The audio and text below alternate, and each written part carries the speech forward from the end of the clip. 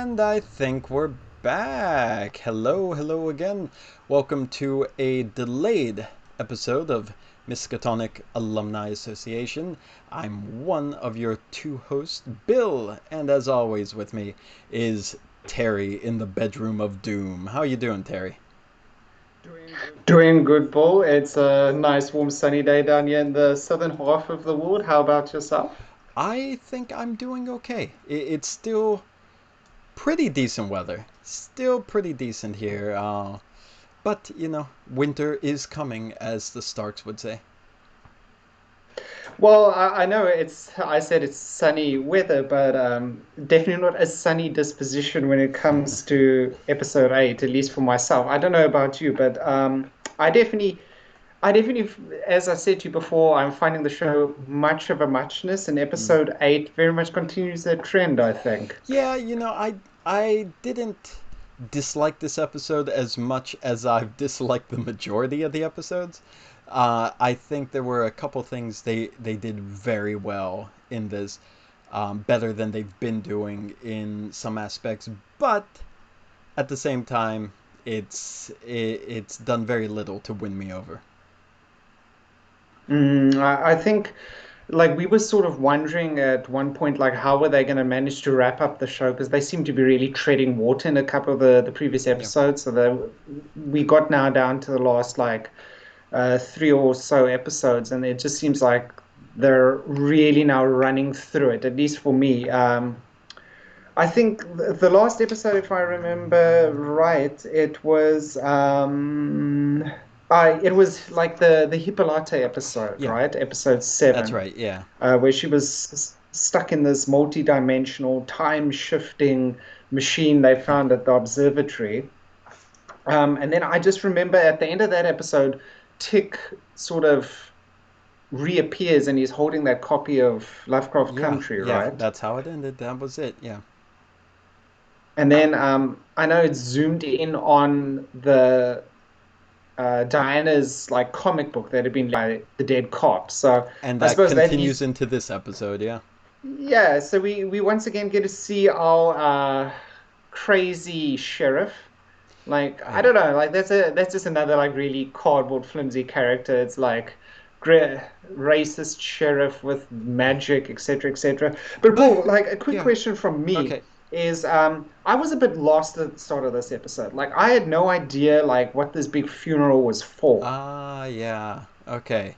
Yeah, I could see that. Yeah, if I honestly I don't know how well known the crime is outside of the US, but yeah, back then 1950s, so what 70s years ago roughly, there was a really brutal murder of a young boy, Emmett Till, who appeared in like one of the previous episodes as one of Diana's friends. Apparently, I didn't catch that for a bit until this episode was coming up, and I saw mention like, yeah, that was one of her friends. I just was never thinking they were going to tie that in, but yeah, as spelled out in the episode, a bunch of racist people accused him of, I think, talking to a white woman or hitting on her.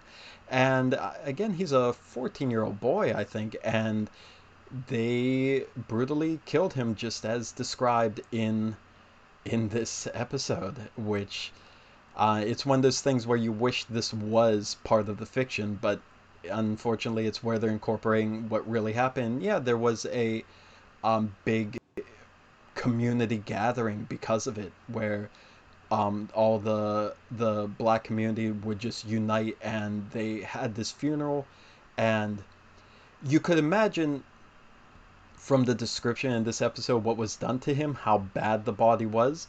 But according to the story, that the parents, or at least the mother, wanted it to be an open casket funeral because she wanted everyone to see exactly what was done to the son.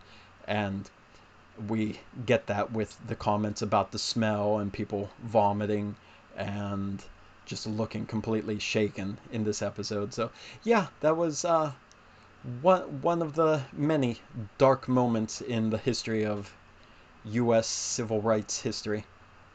Because I know like obviously, not being American, like that totally flew over my head. Like, I get the gist of it, but I didn't know whether it had been based on something historically, or it had just been something that had been, written in the story of the show. But despite that, like I felt like a lot of the time the scenes were just sort of very meandering and confusing at the Mm. start, especially like there was this love scene between Ruby and William Yeah, again.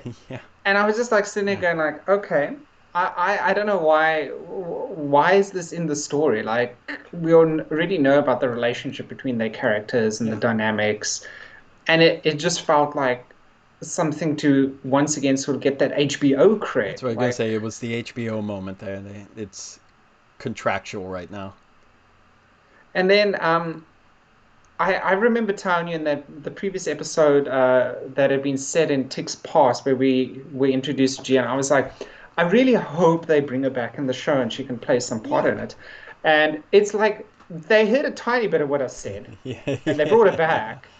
But like that was like really confusing me because she pitches up there. Tick walks in on her and Letty, and there's like a tiny bit of backstory, like where she's like, "Oh yeah, I'm this nine-tailed fox that sucks men's souls out of their body as I make love to them," and then off go Letty and Tick, and we don't see Gia again. No. And I was like, okay, so has she left? Is she still sitting at that table patiently waiting for them hour after hour? Why did she come? Like, it was almost like they just put that in there to add a little bit more tension between Lady and Tick. I'm wondering Um, if they're going to do like at the end of the series, a little post-credit stinger, like in the airplane movie, where the guy who's in the taxi at the beginning of the movie, when the driver runs out to go into the airport and the driver gets on the plane, so it flies off, that you see at the end of the film, he's still sitting in the cab waiting for the driver come back, and his fee is just ringing up. I wonder if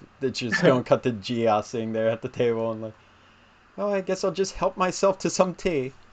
Like, yeah, but it I don't know, like this. Yeah, go ahead. no, there's a lot of that. You have Hippolyta disappear for episodes at a time. When she's on her little quest to Ardham County, you have Gia coming back, just no reason really, just doing a thing. You have all these little scenes where something happens with no real payoff. It's like they want to put something out there, but then they forgot where they're going with it. So instead of resolving it, they're like, yeah, we'll get it later. And they just walk away and do another two episodes. And then they're like, oh, shouldn't we resolve that by now? And then maybe she'll come back again in the future. But it's so weird. But I just want to say one, as happy as I was to see Gia back too, because like I said, that episode 6 is still top two of the series. For me, it's like neck and neck with. I believe Mm. episode 1 is still my favorite by far, but we'll talk about that later. But she just comes back to give exposition. That's all. She just shows up there and like, I here's the guidebook of what kind of monster I am. Let me explain the mechanics of how I work to you. It's like nobody asked. Okay? Just what are you doing? So, it's I don't know. It's like I said, there's so many plot holes, so much sloppy storytelling in here that I really don't think the whole story was fully thought through before they started filming. I don't know the details behind it. I haven't really followed anything leading up to it, but it looks like they had their ideas, but time was running short. They had to start filming, so they just started throwing it in and thought we'll resolve it when we get to it. And I don't think they're doing a good job. No, and yeah, Gia was a letdown. One of many letdowns in this episode. Yeah, I get the impression there was like 10 rooms with 10 sets of writers, and each of them had like some sort of Cliff Notes version of like the previous episode. Write a very much self-contained episode using tiny bits and pieces from the other writers. Because there's just like one of my notes is like I no longer feel like there is any main plot to drive the show forwards because they're jumping between No. characters and moments, and there's no sort of rhyme or reason. Like the timeline is sort of always like out of whack and out of sync, and it just seems like the characters and their motivations, there's like nothing driving them on.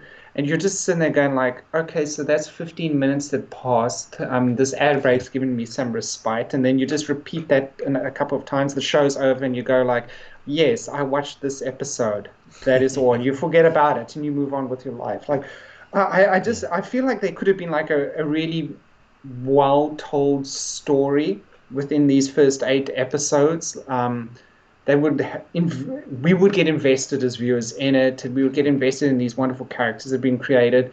But like I sort of agree with you that like episode 7 and episode 1 are probably also my two highlights of the series, and especially with episode 1, I felt like, oh man, Tick looks like a really cool character. He's Mm. come back from the Korean War.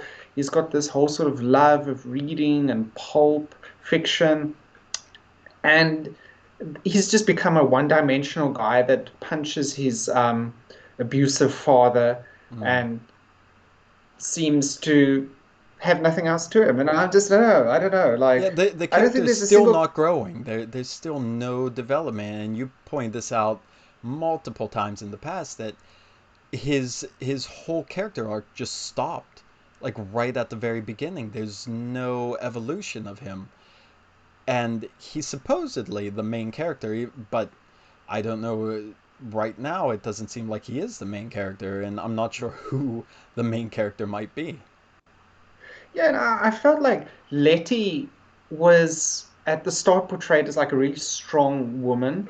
Um, someone who was like really confident about herself and that.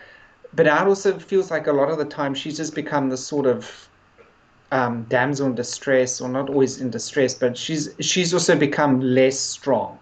She's It, become a it, kind of stereotypical kind of love interest female mm, character instead of, like you said, she started out very independent, very strong, and yeah. you could see her as a match for Tick. But I think I mentioned to you before when I was just reading through my notes real quick just to remind myself what the episode was about. I It just seemed like her anger at Tick for his relationship with Gia, whether it's because he had the relationship with her or whether it's because she's a monster and Tick didn't mention that. But whatever the reason is, the fact that she just seemed to get so angry and jealous, I think they're well beyond that point right now. The stuff they experience, there's no room for anger and jealousy over something petty like Mm. whether he had a previous girlfriend before, whether that might have been the reason, or whether he had his first encounter with a supernatural monster that nearly killed him, and he didn't bother bringing that up when he didn't think it needed to be mentioned before all the chaos happened Exactly. around them. So, either case, like that really took her character back a little, that she's just going to be that complaining, annoying love interest type character that you see stereotypically written in so many stories by Mm. usually male writers, screenwriters that don't really know the proper way to display a strong woman. So it might go. I haven't read anything on the credits about who writes each episode. So this might go back to your theory that it's just a bunch of different writers taking their own shot at the story without really knowing what happened before. That's what it feels like to me too.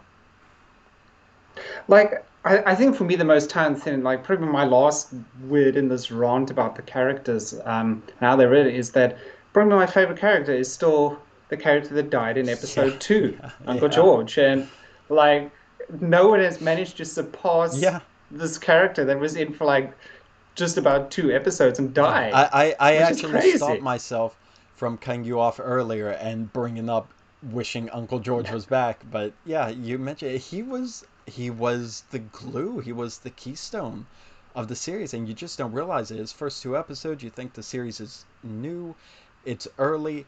He's gone. Okay, he was just a catalyst. But no, the show is crumbling without him. I need Mm, Uncle George mm. back. Yeah, I miss him. That's still the best character. I think like then moving on from that, probably the only sort of main story as such in this episode was pretty much Bellotta's daughter Diana like constantly being sort of chased by these two demonic looking ghouls like that had I suppose been um, put on her by this sheriff, right? Yeah. That that grabbed her at the start. Like, I think it was okay. Like in terms of a horror aspect, I think it was a yawn fest. Like I feel very much like that aspect has just been lost. I I'm a little bit opposite of you there. This was probably one of the Hmm. things I liked the most about the episode, mainly because I liked the design of these demons. I thought that they were really troubling to look at, for a lack of a better word. And uh, I mean, this curse, this demon curse, is taken straight from the movie It Follows. Have you seen that? Oh Yeah, yes, I yes, mean, yes. same Definitely a thing good where film. you got the person who's cursed, only they can see the demons coming after them, and they just come relentlessly. There's no way to escape them. You could travel far, but they're still coming. So if you don't keep moving, they're going to catch up to you eventually. So, I mean, this idea was, I don't know if I want to say lifted, but it's the exact same idea from that movie, which I thought was, again, a clever premise. I think that, like I said, the design of them, they look creepy as hell. It looks good, and I liked most of it, not all of it. I thought, again, one of the biggest problems in this series, and I don't even think you can call this a horror series at all by this point. I think it's pretty far from the horror genre, at least pure horror. People will still call it horror because there's monsters in it, and a lot of people just like to get scared by very simplistic things, but they show too much. The Mm. camera was on these demonic twins for probably 80% of the scenes that they were involved in. So you see them close up, you see everything. And the first time you see them, they're creepy as hell. They're scary. The next time they appear, you're Mhm. like, oh my god, the relentless are still coming. The 25th time you see them, it's like, it's wearing off on me.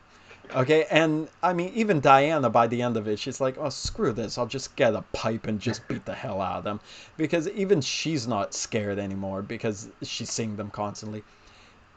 True horror, and again, they stole the name Lovecraft, but it has nothing to do with Lovecraft. True horror, like you would see in Lovecraft, is fear of the unknown. The less you see of a thing, the less you know about, the less you understand about, the more frightening it is. And by the time that I could close my eyes and visualize every detail about this character and sketch it from memory, I know I've seen them too much and it's no longer effective. And I just want to point out, as much as I love the design then, and that's probably why they want to show it because it was amazing design. I the thing that ruined it for me was at the very end. Another thing this show keeps doing that angers me as a horror fan, when they're cornering Diana inside the garage, or whatever, like Uncle George's garage, I think is where she set up her ambush for them. The one sneaks in through one door and the other one comes in through the other door. But when that, I think it's the second one of the demon twins goes in, she dances in, goes into the door, and Ah, then she just like what, just straight to the camera, just like, I don't know, like just signals to them like, I'm a demon. Like that's that's for us, the viewing audience only. We are not in this world. There should be no wall breaking. There should be no fourth wall breaking by demons who are coming to kill a little girl. Just go in, dance in there, kill the poor thing. Okay? And you get, like I said, in the episode 3, the haunted house episode, where Letty and them, they're not seeing the ghosts at all, but the ghosts are appearing just to mug for the camera for our benefit. mm. We are not part of this show. Stop breaking the fourth wall. Stop trying to incorporate us. Tell your damn story and get on with it. It's I totally agree with you on that. Like, I think I sort of semi laughed out when like this demonic little girl like sort of goes through there, looks at him, and sort of like almost gives like a big Looney Tune style wing, Yeah. goes hey hey hey, and off she goes. Yeah. Um, a couple of So I think stupid. that whole sequence like Diana is actually a pretty strong character as well. Like Yeah. that little girl's probably got more gumption than Tick and Letty put together. Like I really like the way she even like found that sheriff and sort of confronts Yeah. him, spits at him, and just walks off like, "Hey, it's just another day for me doing this." Like, that was really cool. It's like all the characters around Uncle George Yeah. are the best written ones. So Hippolyta, Yeah. Diana, and Uncle George, like the three of them actually seem to have some sort of strength to them.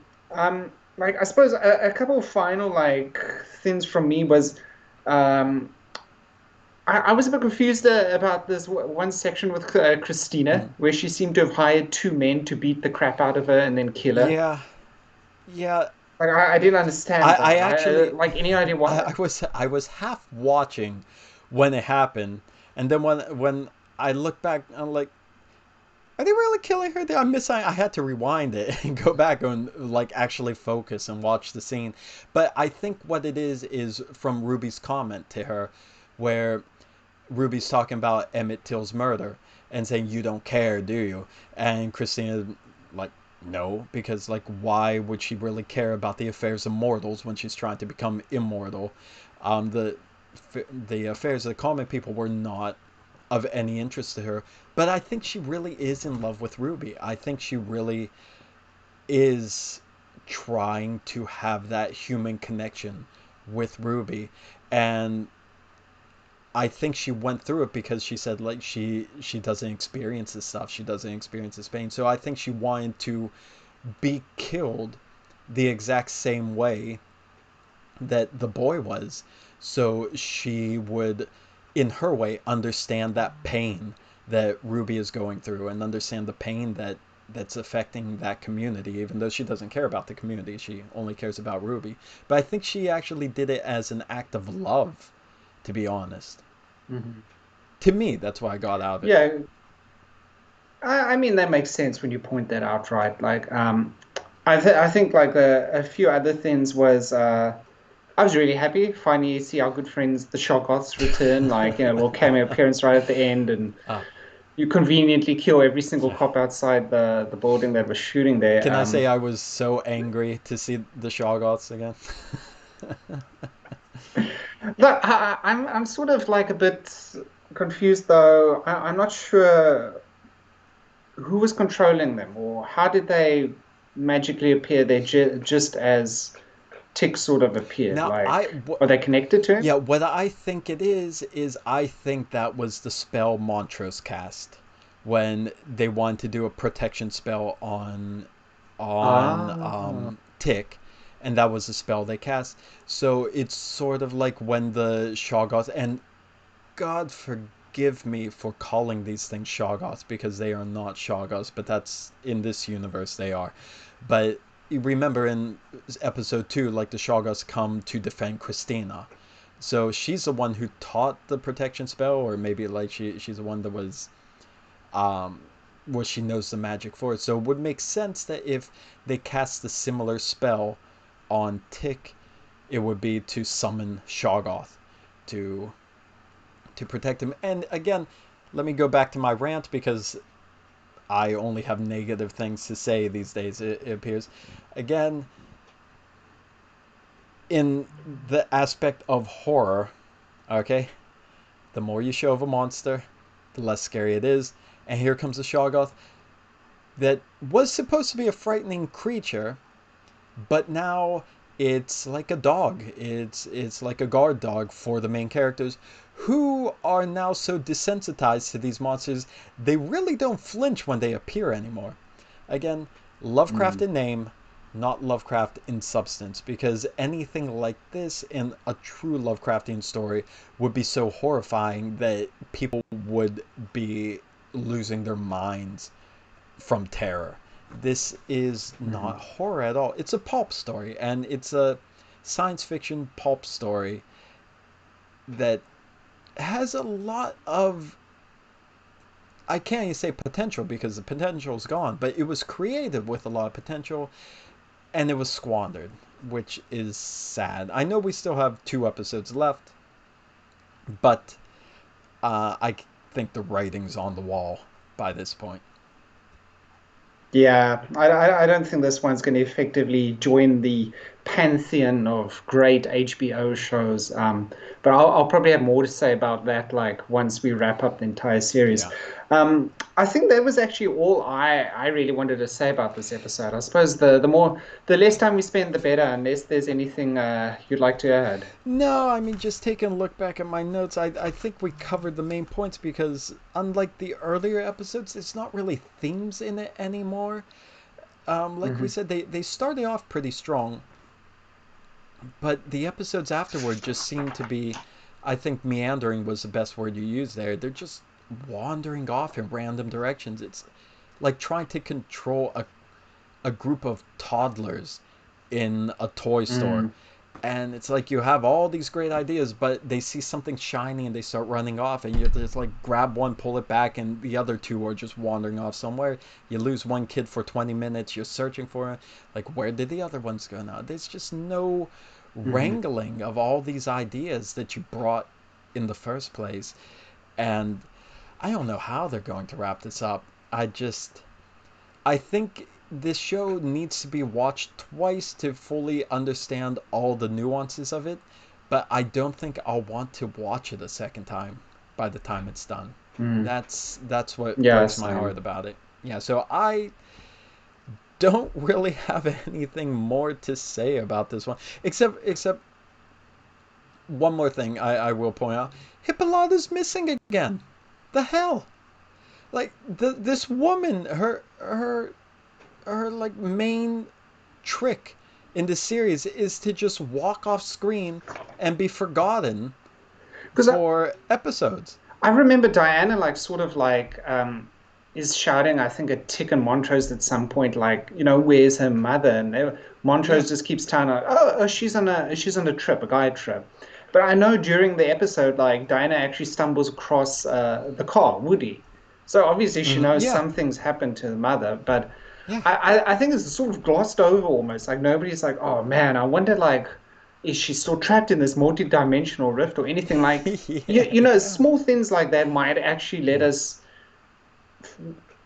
comprehend that, oh, okay, these characters are still concerned about the fate of Hippolyta, but like it's totally not spoken about almost. It's almost like there's this sort of Yeah. silence about it, which is a bit, disconcerting. Yeah. And I just don't get it. And I agree with you. I think some of the strongest characters in the series have been Uncle George, Hippolyta, and Diana. That family right there is spectacular. Mm. And Uncle George dies. Diana's barely in it until this recent episode. And then they just take every moment to have Hippolyta get lost. And nobody really questioned, like, well, she might be coming back, I suppose, someday, maybe. Who knows? Oh well. Any idea where the title of the episode comes from? Jig-A-Bobo.